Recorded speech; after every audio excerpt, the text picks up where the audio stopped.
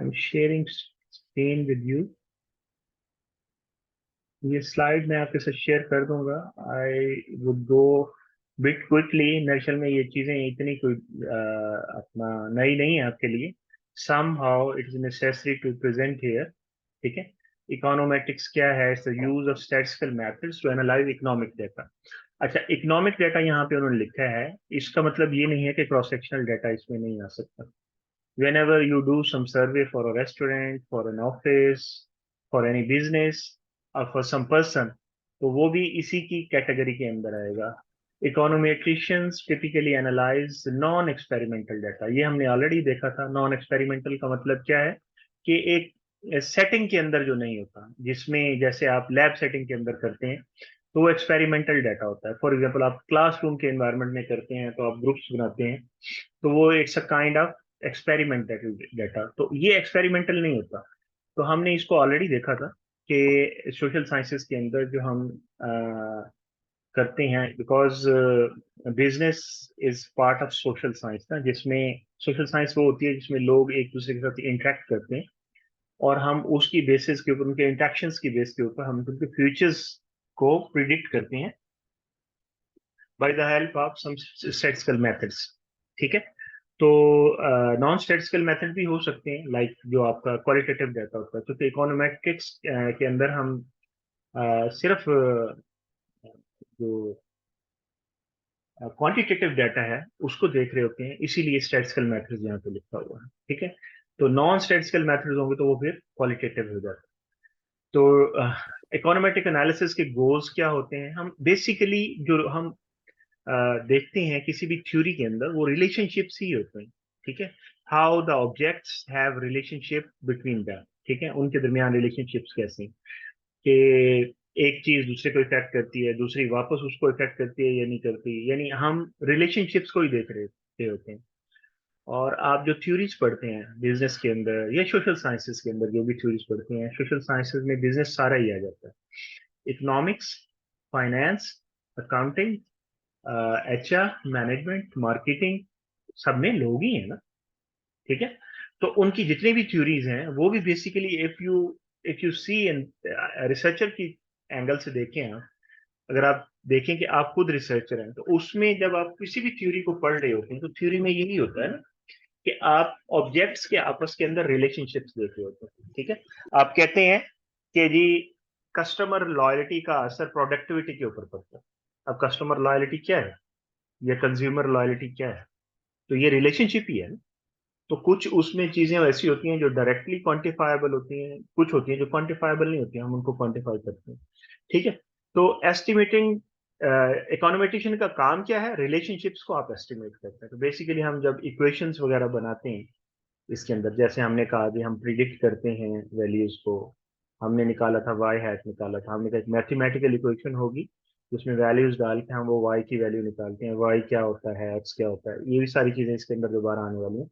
तो आप उसको जब सोशल साइंसेस के अंदर लेके आते हैं तो आप कहते हैं ये इकोनोमेट्रिक मॉडल है, बिकॉज इसके अंदर कुछ चीजें ऐसी हैं जिनको हम एब्जर्व नहीं कर सकते, या ये है कि जो हमारा फोकस नहीं है. ठीक है. बहुत सारे फैक्टर्स हैं.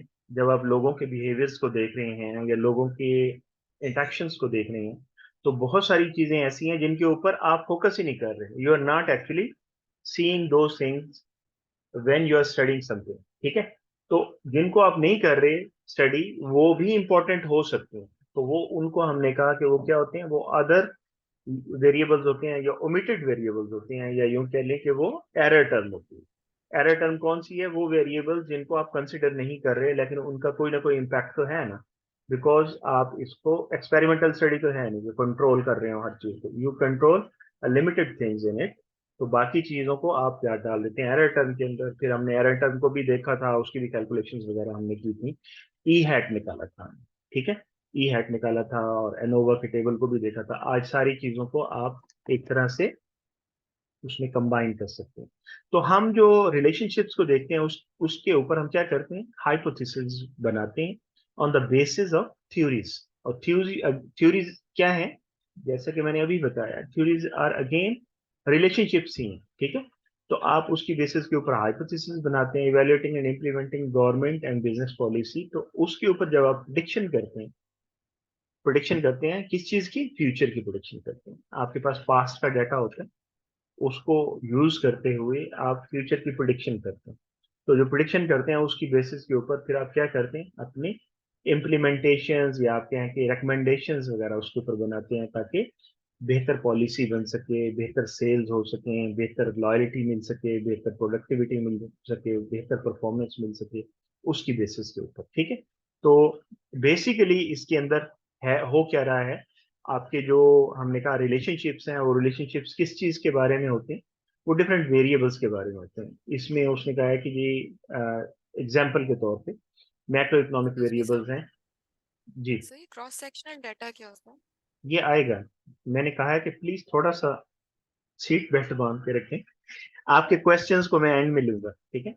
ये सारी चीजों को हम एक लिंक कर रहे हैं, सारी चीजों को ना, ये हमने पढ़ी है, सारी चीज जो मैं बता रहा हूँ ये हमने पढ़ी है। हम एक तरीके से एक सीक्वेंस में चीजों को लेके चल रहे हैं ताकि आपको आइडिया हो जाए, बिकॉज आपका एग्जाम होने वाला है।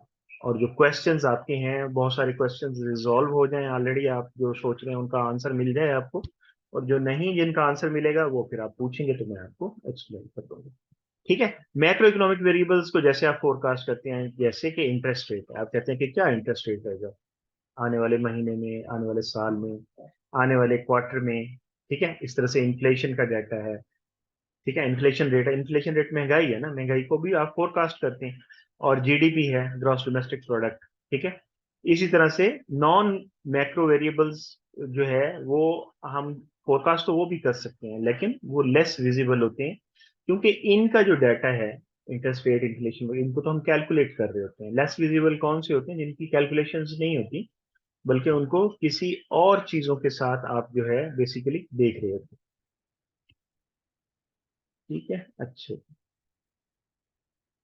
स्टेप्स इन इकोनोमेट्रिक एनालिसिस, आप इकोनॉमिक मॉडल बनाते हैं। ठीक है। इकोनॉमिक मॉडल कौन सा है, वही जो मैथमेटिकल मॉडल है, जिसपे एग्जैक्ट होता है, जिसमें वैल्यूज डाल के आप निकालते हैं। हम जो इक्वेशन बनाते हैं वो इक्वेशन क्या बनाते हैं, y is equal to beta naught plus beta one x, या beta one plus beta two x. तो वो आपका इकोनॉमिक मॉडल है, जितने वेरिएबल्स होंगे उतने एक्स उसके अंदर आ जाते हैं। ठीक है। इकोनोमेट्रिक मॉडल के अंदर और इसके अंदर डिफरेंस क्या होता है, सिर्फ एरर टर्म का डिफरेंस होता है। जब आप इकोनोमेट्रिक मॉडल लेते हैं तो उसमें प्लस ई कर देते हैं। ठीक है। इकोनो इकोनोमेट्रिक के अंदर एरर टर्म यानी ओमिटेड वेरिएबल्स को भी आप कहते हैं कि ये भी चेंज कर सकते हैं। ठीक है। इकोनॉमिक मॉडल्स के बारे में कहा है, मे बी माइक्रो और मैक्रो मॉडल। माइक्रो और मैक्रो मॉडल का मतलब ये है कि हम जब उसके अंदर वेरिएबल्स ले रहे होते हैं तो वो वेरिएबल्स किस तरह के हैं। अगर माइक्रो वेरिएबल्स हैं तो वो माइक्रो मॉडल होगा, और मैक्रो के वेरिएबल है तो वो मैक्रो मॉडल होगा। समहाउ अगर आपको इसकी समझ नहीं भी आ रही तो इट्स ओके। ये सिंपली आप यूं समझ लें, ये अगर इकोनॉमिक्स के अंदर हम डाटा लेते हैं, क्योंकि ये बेसिकली तो इकोनोमेटिक्स जो है इट्स ड्राइव फ्रॉम इकोनॉमिक्स ना। तो इकोनॉमिक्स को हम दो हिस्सों में डिवाइड करते हैं, माइक्रो इकोनॉमिक्स और macro economics. Micro economics about the firm होती है, अबाउट द बिजनेस होती है, और मैक्रो अबाउट द कंट्री होती है या अबाउट द इंडस्ट्री होती है। तो उसमें आप जिस तरह के वेरिएबल्स ले रहे होंगे, फॉर एग्जाम्पल जीडीपी ले रहे हैं तो वो मैक्रो है। ठीक है। और माइक्रो क्या है, अगर आप फॉर एग्जाम्पल सेल्स ले रहे हैं या प्रॉफिट ले रहे हैं, इस तरह की चीजें ले रहे हैं, तो वो माइक्रो होगा। Often use optimising behaviour, equilibrium modelling, ये वगैरह हम करते हैं। ठीक है। Establish relationship between economic variable, basically जो आप रिलेशनशिप्स चेक कर रहे हैं, पहले आप ये सोचते हैं कि आप कर क्या रहे हैं। ठीक है। What actually you want to do, करना क्या चाहते हैं। जो भी करना चाहते हैं उसमें आपका जो प्रॉब्लम है, वो प्रॉब्लम आप आइडेंटिफाई करते हैं। प्रॉब्लम जो है, जो भी आप आइडेंटिफाई करते हैं वो एक वेरिएबल की सूरत में आपके सामने आना चाहिए। ठीक है। फॉर एग्जाम्पल आप प्रोडक्टिविटी को देख रहे हैं तो इसका मतलब प्रॉब्लम जो है वो प्रोडक्टिविटी के अंदर है। प्रोडक्टिविटी के अंदर प्रॉब्लम क्या हो सकता है, कि भी प्रोडक्टिविटी को इंप्रूव करना है आपने, या प्रोडक्टिविटी को आपने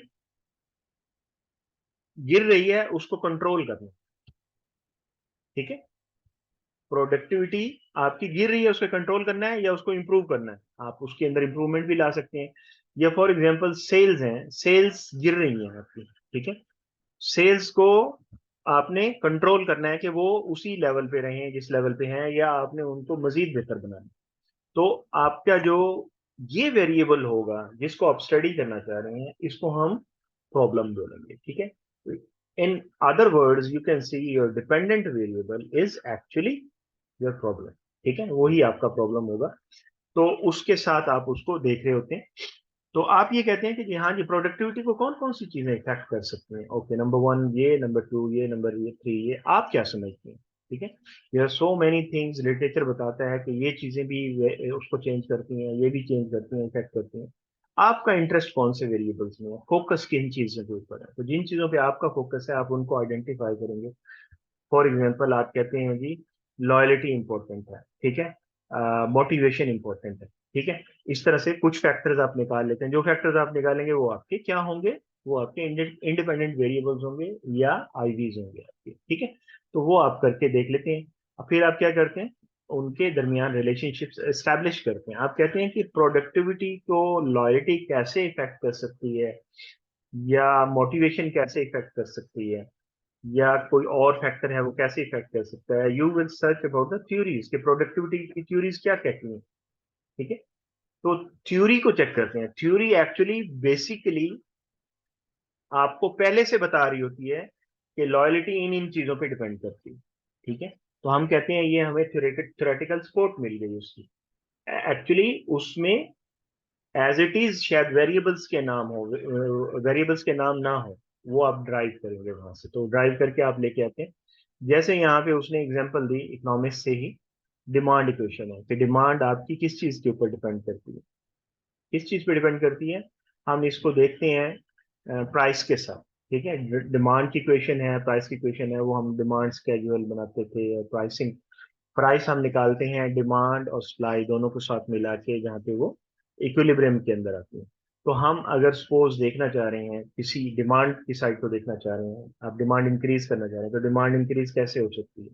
you can go into the marketing, selective attention हो सकती है, सिलेक्ट सिलेक्टेड प्रमोशन हो सकती है, यानी कुछ चीजें आप उसमें लेके आएंगे कि लोगों के अंदर वो नीड वांट और जो आप क्रिएट करते हैं वो क्या है, वो किस तरह से क्रिएट हो सकती है। अब आपका प्रॉब्लम है क्या बेसिकली, ये आपने डिसाइड करना है जो काम कर रहा है। हमें कैसे पता चलेगा? हम इसकी प्रैक्टिस करेंगे। प्रैक्टिस कैसे करेंगे? जो ऑलरेडी लिटरेचर है, जिन्होंने काम किया हुआ है, उनको जब हम स्टडी करते हैं तो वहां से हमें पता चलता है कि हाँ अच्छा, ये वाकई रिलेशनशिप्स ही हैं।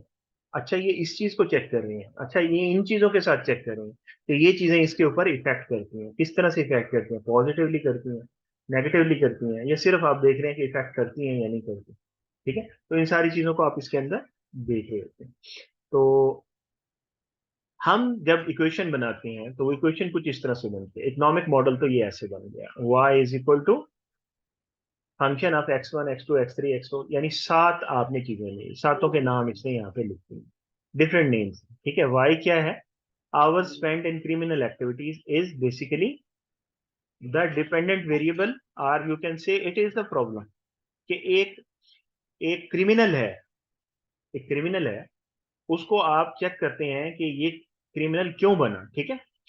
ये देखें यहाँ पे क्राइम की थ्योरी है बेकर की 1968 की, उसकी बेसिस के ऊपर ये किया हुआ है। यूटिलिटी में drives equation for criminal activity based on utility maximisation.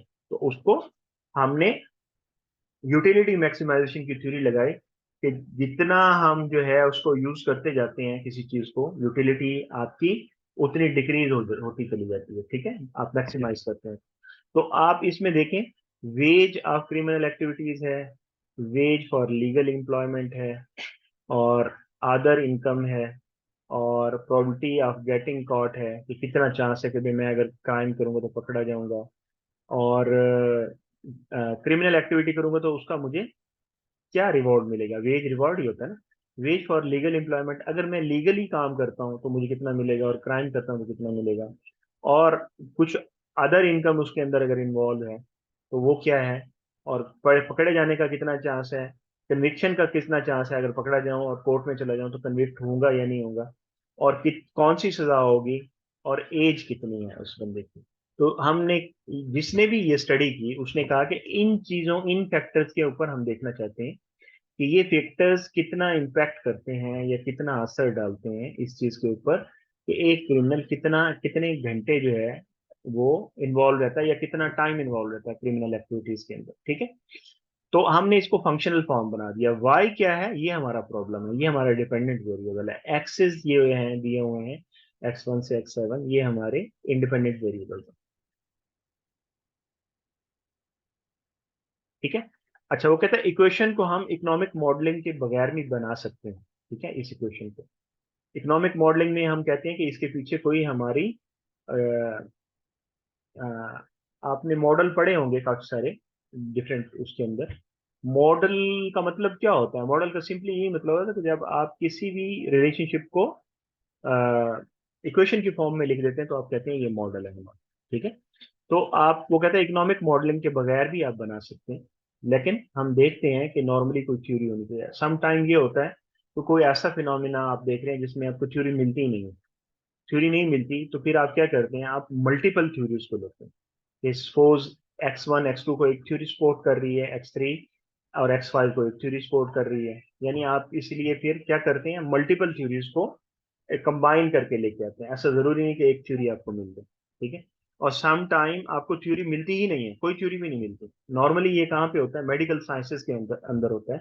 फिर आप कहते हैं प्रैक्टिसेस की बेस के ऊपर आप करते हैं कि जो ऑपरेशंस हुए पेशेंट्स के, जो आपने ड्रग एडमिनिस्ट्रेशन की, उसके जो रिजल्ट्स आए, उसकी बेसिस के ऊपर there is no theory in it, hardly कोई थ्योरीज इसके अंदर होती हैं।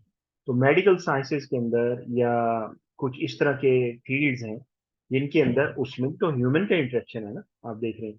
तो आप देख रहे हैं कि उसमें थ्योरी नहीं भी होती, लेकिन नॉर्मली हमें बिजनेस के अंदर थ्योरी मिल जाती है, एक या एक से ज्यादा थ्योरीज मिल जाती हैं जिनको हम सपोर्ट करते हैं उसके साथ। तो ये आपकी इक्वेशन बन गई, हमने इस इक्वेशन को भी देखा। अभी ये इक्वेशन एक और उसने बनाई है, model for job training and worker productivity. आप कहते हैं कि what is the effect of additional training on worker productivity. आप अगर एक्स्ट्रा ट्रेनिंग देते हैं किसी भी एम्प्लॉय को तो उसका क्या इम्पैक्ट आएगा उसकी प्रोडक्टिविटी के ऊपर, जो एक लर्निंग कर्व होती है उसके ऊपर उसका क्या इफेक्ट आएगा। Formal economic economic theory not really needed to drive question. तो अब इसमें आपने जो बनाया, आपने ये सोचा कि जो ट्रेनिंग है उससे लर्निंग कर्व बेहतर होगी। जब लर्निंग कर्व बेहतर होगी यानी कम वक्त में वो बंदा ज्यादा काम करेगा। लर्निंग कर्व यही होती है ना कि आप एक काम करते हैं, वही काम करते करते उसकी एक्सपर्ट हो जाते हैं, तो then you perform the same task with lesser amount of time. तो आप बेहतर हो जाते हैं। जब बेहतर होते हैं, अगर लर्निंग बेहतर होगी, प्रोडक्टिविटी बेहतर होगी, तो it means you will get a better wage. Means कम वक्त में ज्यादा काम करेंगे तो you will get a better wage, early wage आपका इंक्रीज हो जाएगा। तो हमने इसको, जिसने स्टडी किया उसने इस तरह से किया कि प्रोडक्टिविटी को हम कैसे देख सकते हैं, with the help of the ways you can see the productivity.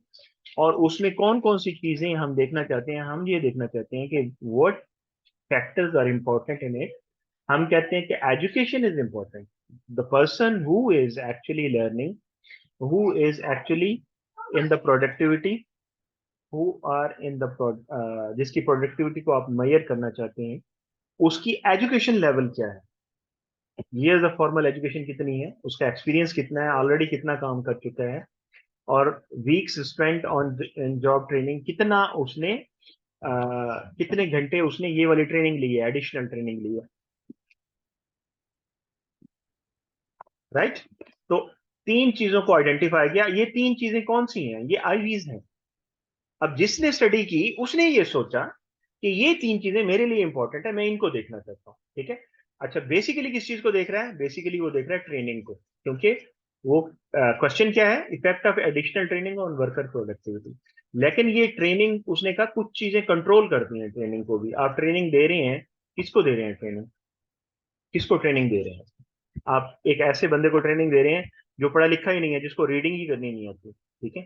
तो उसकी ट्रेनिंग डिफरेंट होगी ना। तो आप कहते हैं कि फॉर्मल एजुकेशन भी उसके अंदर कंट्रोल करती है उस चीज को, तो we should take years of formal education in that, and also we should take the years of workforce experience। Already कोई काम किया हुआ है कहीं पे, किया हुआ है, तो वो भी उसको हेल्प आउट करेगा उसके अंदर। तो आपने कहा कि जी प्रोडक्टिविटी को हम इस तरह से देख सकते हैं। बेसिक क्वेश्चन क्या था, बेसिक क्वेश्चन अगर आप देखें तो हम इसको देखना चाह रहे हैं कि ये इंक्रीज करने से प्रोडक्टिविटी कैसे बढ़ती है, और प्रोडक्टिविटी का जो हमने प्रॉक्सी लिया है दैट इज वेज, ठीक है, आर्ली वेज को लिया, राइट। अच्छा जी, मैं आगे बढ़ता हूँ। तो आप ये इस बेसिक चीज को बहुत अच्छी तरह से अंडरस्टैंड कर लें तो it would really help you. अच्छा, इसी तरह से उसने एक और एग्जांपल लिया है इकोनोमेट्रिक। अभी यहाँ पे इकोनोमेट्रिक मॉडल बनाया है, पीछे जो मॉडल हमने देखा ये इकोनॉमिक मॉडल है, फंक्शनल फॉर्म के अंदर लिखा हुआ है। Function of education experience and training means by changing the values of education experience and training there is change in wage, ठीक है। तो ये आपका फंक्शनल था। अभी हम इसको जो देख रहे हैं ये कौन सा है, ये इकोनोमेट्रिक मॉडल है। अगर आप देखें इसके एंड में ये दिया हुआ है, this is the error term omitted unobserved determinants of criminal activity, यानी क्रिमिनल एक्टिविटी वाला ही हमने लिया यहाँ पे। और हमने कहा वो जो हमने पीछे पढ़ा था जिसको कि जो फैक्टर्स हम कंसिडर नहीं कर रहे, मे बी उसकी लाइफ में कोई ऐसा कोई इवेंट हुआ हो जिसकी वजह से वो क्रिमिनल बन गया हो, माइट बी कोई और चीज हो जिसे आप कंसिडर ही नहीं कर रहे, ठीक है।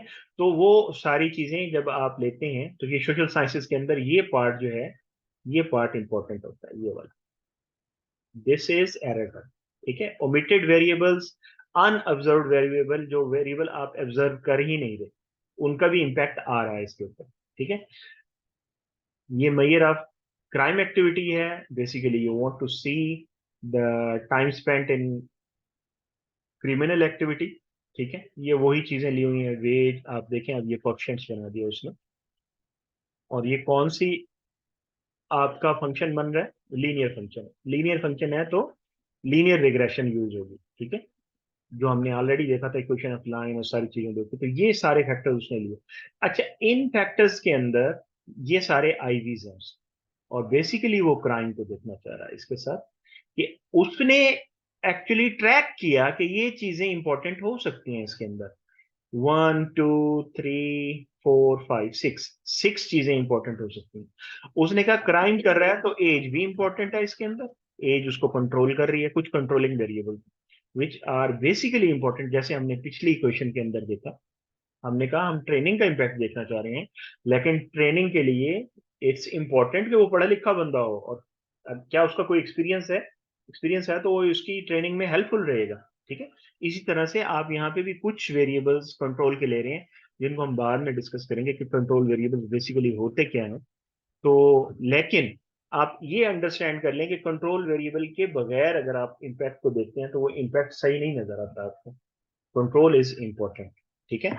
आपने अगर आप कोई चीज ढूंढ रहे हैं, कहीं पे आपकी कोई चीज रखी थी आपने और ढूंढ रहे हैं, और वहां अंधेरा है, तो इट इज क्वाइट कॉमन कि वहां लाइट भी होनी चाहिए। लाइट होगी तो तभी आप ढूंढ सकेंगे ना। तो लाइट का होना जो है आप समझे कि वो कंट्रोल है। तो कंट्रोल वेरिएबल्स को हम इस तरह से देखते हैं। चलिए आगे बढ़ते हैं। अच्छा, ये चीजें सारी वही हैं जो हम कर चुके हैं, there is nothing new. New चीज जहां पे आएगी मैं आपको बताता हूँ।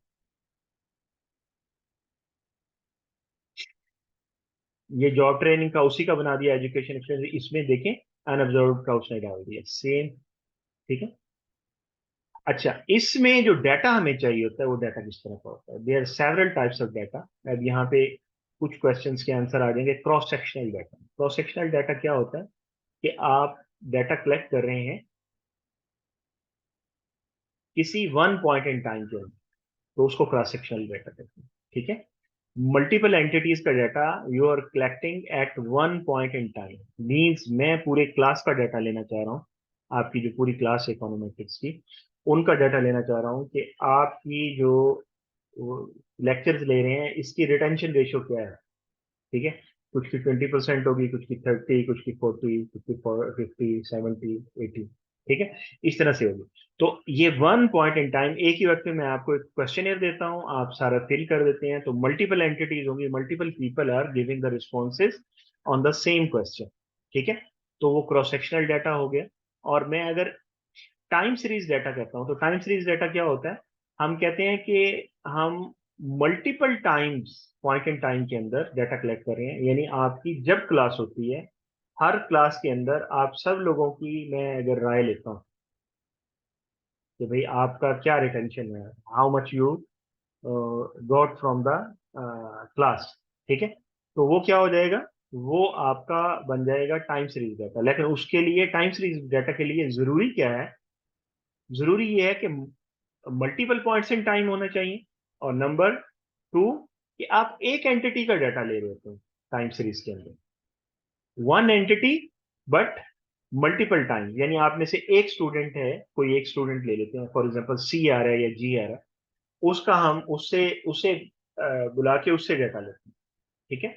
तो अगर हम इस दोनों को इकट्ठा कर देते हैं, क्रॉस सेक्शंस में हमने कहा one point in time multiple entities, इसमें हमने कहा one entity and multiple point in times. यानी आज लिया डाटा, कल लिया, परसों लिया, एक साल लिया, दूसरे साल लिया, तीसरे साल लिया। जैसे इकोनॉमिक सर्वे ऑफ पाकिस्तान का डाटा आता है, जीडीपी का डाटा पिछले साल क्या था, उससे पिछले साल क्या था, उससे पिछले साल क्या था, ठीक है। तो आप वो सारा ले रहे हैं तो वो क्या हो जाएगा, वो टाइम सीरीज डाटा बन जाएगा, मल्टीपल पॉइंट्स इन टाइम के अंदर ले रहे हैं, ठीक है। टाइम की फ्रिक्वेंसी डिफरेंट हो सकती है, डेली हो सकता है डाटा, वीकली हो सकता है, फोर्टनाइटली हो सकता है, मंथली हो सकता है, क्वार्टरली हो सकता है, किसी तरह का भी डाटा हो सकता है, ठीक है। तो जो भी फ्रीक्वेंसी होगी उस फ्रीक्वेंसी के ऊपर लेंगे, लेकिन यहाँ वन पॉइंट इन टाइम होगा, यहाँ multiple points in time but single entity होगा, किसी एक एंटिटी का। फॉर एग्जांपल आप पाकिस्तान का डाटा ले रहे हैं तो पाकिस्तान का ही डाटा डिफरेंट टाइम पीरियड्स के अंदर ले रहे हैं। फॉर एग्जाम्पल एक पर्सन का डाटा ले रहे हैं तो एक ही पर्सन का डिफरेंट पॉइंट इन टाइम्स के अंदर डाटा ले रहे हैं। लेकिन हम कहते हैं कि डिफरेंट पॉइंट्स इन टाइम के अंदर different multiple entities multiple point in times का डाटा लेंगे, तो वो क्या बन जाएगा, वो आपका बन जाएगा पैनल डाटा, उसको हम पैनल डाटा कहते हैं। और पूल डाटा क्या होगा, पूल डाटा ये होगा कि आप एक ही एंटिटी का डाटा लेते हैं, लेकिन उसको ज्यादा टाइम के अंदर पैनल का लेते दोबारा बताइएगा। हैं। जी, ये आगे इसकी एग्जांपल्स भी आ रही हैं, हम देखते हैं इसकी एग्जांपल्स भी हैं आगे, हम इसकी बल्कि एग्जांपल्स के साथ ही देख लेते हैं इसको। मैं यहाँ ही बताना शुरू कर दिया मैंने आपको। तो क्रॉस सेक्शनल डाटा इसको आप पढ़ लीजिएगा, ये मैं इसको यहां से बताता हूँ। ये देखें, ऑब्जर्वेशंस नंबर, यानी आप डाटा कलेक्ट कर रहे हैं, ठीक है। और ये क्रॉस सेक्शनल डाटा है, वेज का डाटा ले रहे हैं आप, एजुकेशन है, एक्सपीरियंस है, और जेंडर है, मेल फीमेल, और मैरिटल स्टेटस है, मैरिड और नॉट मैरिड। मैरिड के अंदर जीरो आएगा तो नॉट मैरिड आया, ठीक है, और वन आया तो इसका मतलब मैरिड है। फीमेल के अंदर वन आया तो फीमेल है, जीरो आया तो इसका मतलब है वो मेल है, ठीक है। एक्सपीरियंस में नंबर ऑफ ईयर्स के अंदर है, ईयर्स ऑफ एजुकेशन है, ये ईयर्स ऑफ एक्सपीरियंस है। और for year of formal education होगी कि कितने साल आपने फॉर्मल एजुकेशन में लगाए हैं, ये अर्ली वेज हो गया। और ये ऑब्जर्वेशन नंबर, ऑब्जर्वेशन नंबर का मतलब क्या है, ये आपका पहला रिस्पॉन्डेंट, ये दूसरा रिस्पॉन्डेंट, ये तीसरा रिस्पॉन्डेंट। तो ये एंटिटीज हो गई ना। इसमें यूनिट ऑफ एनालिसिस क्या है कि आपके जो रिस्पॉन्डेंट्स हैं वो आपके यूनिट ऑफ एनालिसिस होते हैं। तो आप किन से डाटा ले रहे हैं, फॉर एग्जांपल आप किसी फैक्ट्री वर्कर से ले रहे हैं तो factory worker number one two three four, अच्छा नाम लिखना उसका जरूरी नहीं होता क्योंकि आप आइडेंटिफाई नहीं करते इसको नॉर्मली रिसर्च के अंदर कि आपने किसका डाटा लिया। तो ये आपका क्या हो गया, एक ही पॉइंट के अंदर आप एक ही one point in time multiple, कितने लोग हैं जी, 526 वर्कर्स हैं जिनका डाटा आपने लिया है on wage, education, experience, female, gender और मैरिटल स्टेटस के ऊपर। राइट, क्लियर है ये, सिंपल है जी सर, क्लियर है। ये सिंपल है। हम आगे बढ़ते हैं, आगे देखते हैं आगे क्या है जी। अच्छा, ये उसी तरह का डाटा है, ये भी क्रॉस सेक्शनल डाटा है on growth rates and country characteristics के साथ है। तो सिमिलर है, ये यहाँ पे उसके वेरिएबल्स के नाम दिए हुए हैं, इसको देख लीजिएगा। हम टाइम सीरीज डाटा को देखते हैं। टाइम सीरीज डाटा में क्या है जी, अब देखें टाइम सीरीज डाटा के अंदर वो क्या ले रहा है, minimum wage, data on minimum wage, unemployment कितनी है, मिनिमम वेज कितना है, अनएम्प्लॉयमेंट कितनी है, और उससे रिलेटेड डाटा, ठीक है। तो आप ये मल्टीपल पॉइंट इन टाइम्स में ले रहे हैं, 1950 का डाटा लिया, 51 का लिया, 52 का लिया, अप टू 87। तो ये कितने सालों का डाटा ले लिया, 38 ईयर्स का डाटा लिया आपने। ऑब्जर्वेशन आपकी क्या बता रही हैं, नंबर ऑफ टाइम्स बता रही हूँ, 38 टाइम्स आपने सेम डाटा लिया, उसमें मिनिमम जो है आपकी वेज कितनी है, एवरेज मिनिमम वेज, ठीक है। लेकिन सर जब ये डाटा फर्स्ट टाइम लिया गया होगा तब तो ये क्रॉस सेक्शनल ही कहलाया होगा ना। हाँ, क्रॉस सेक्शंस को जब आप इकट्ठा करते हैं तो तब वो बन जाता है आपका बेसिकली टाइम सीरीज बन जाता है। लेकिन थोड़ा सा डिफरेंस क्या है उसमें, आपके 1950 के, फॉर एग्जांपल ये पिछली हमने एग्जांपल जो भी देखी, मैं दोबारा पीछे जाता हूँ, ये जो हमने एग्जांपल देखी, ये वाली, हमने यहाँ एक ही साल का डाटा लिया है ना, एक ही वक्त का डाटा लिया है, ये सारा एक ही वक्त का डाटा। हमने इस सारे डाटे को क्या किया, एक साल की, अब यहाँ पे एक साल के लिए सिर्फ एक ही आपके पास ऑब्जर्वेशन है, वन पॉइंट इन